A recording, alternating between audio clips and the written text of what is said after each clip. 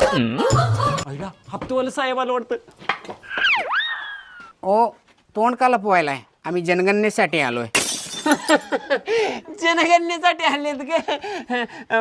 बोला की साहेब. तर मला सांगा, तुमच्या घरात किती लोक राहतात? घरात वे मी, माझी सोन्यासारखी बायको आणि पोरग. ठीक आहे मॅडम, आई वडील आणि बाकी इतर कोणी राहतं का? नाही हो, बायकोला तिच्या आई वडिलांची आठवण काढायला वेळच मिळत नाही, तर मग सासू सासरे इथं कशी राहतील?